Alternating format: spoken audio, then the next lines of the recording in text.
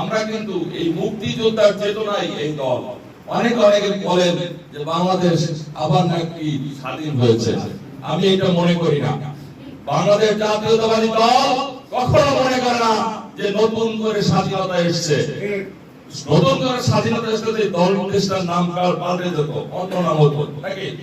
সুতরাং এই দলটি বিশ্বাস করে আমাদের শহীদ প্রেসিডেন্ট জিয়াউর রহমান যে সঙ্গে যুদ্ধ করেছে, এই যুদ্ধের মাধ্যমে যে দেশকে এসেছে সেই দেশ বাংলাদেশ।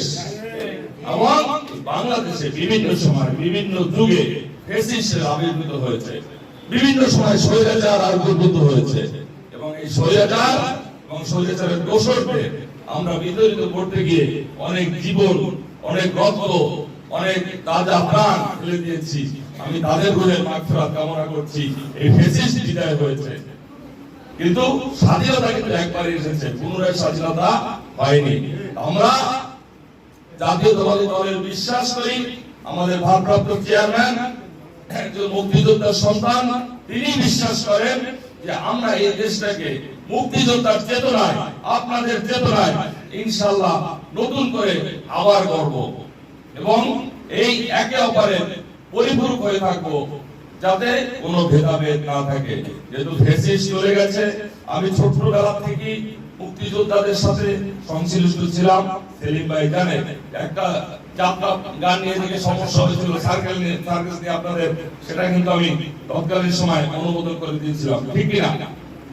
তারপর এই যে 17 বছর আমাদের ঢুকতে দেওয়া হয় নাই, তার ফাঁকে ফাঁকেও কিন্তু আমি আপনাদের অফিসে গিয়া এই রুহুল আমিন ফারুক সাহেবকে নিয়ে কম্বল টম্বল দিয়েছি, যতটুকু পেরেছি আপনাদের পাশে আমি ছিলাম। ইনশাআল্লাহ আগামী দিনে যদি আপনারা দোয়া করেন, আপনাদের পাশে আমি থাকবো। আমাদের ভারপ্রাপ্ত চেয়ারম্যানের পক্ষ থেকে আপনাদের সামান্য উপহার, এই উপহার মানে আমরা তো আপনাদের উপহার দেওয়ার ক্ষমতা রাখি না, সাহসও রাখি না, কারণ আপনারা এই দেশটাকে বানিয়েছেন। সুতরাং আপনারা আমাদের এই বিএনপির তরফ থেকে, দেশনেত্রী বেগম খালেদা জিয়ার পক্ষ থেকে, ভারপ্রাপ্ত চেয়ারম্যানের পক্ষ থেকে আপনাদের সামান্য উপহার, এটুকু আপনারা গ্রহণ করবেন এবং আমাদের জন্য দোয়া করবেন। আমাদের নেত্রী একজন মুক্তিযোদ্ধা, ওনার জন্য দোয়া করবেন। আমাদের ভারপ্রাপ্ত চেয়ারম্যান জনাব তারেক রহমানের জন্য দোয়া করবেন এবং আপনাদের সাথী ছিলেন আমাদের প্রেসিডেন্ট, শহীদ প্রেসিডেন্ট জিয়াউর রহমান, আল্লাহ যেন ওনাকে জান্নাতুল ফেরদৌস দান করেন, এর জন্য দোয়া করবেন। সবাই ভালো থাকবেন। এই প্রত্যাশা রেখে সকল মুক্তিযোদ্ধার স্মরণে, সকল দেশবাসীর স্মরণে আমি সকলের প্রতি রুহের মাগফিরাত কামনা করছি এবং এই ফ্যাসিস্ট বিদায় করতে গিয়ে যারা মারা গিয়েছেন, তাদের শাহাদাত বরণ করেছেন, তাদের রুহের মাগফিরাত কামনা করছি। আসেন সবাই মিলেমিশে আমরা এই দেশটাকে আবার নতুন করে সাজাই। সবাই ভালো থাকবেন। খোদা হাফেজ। বাংলাদেশ জিন্দাবাদ।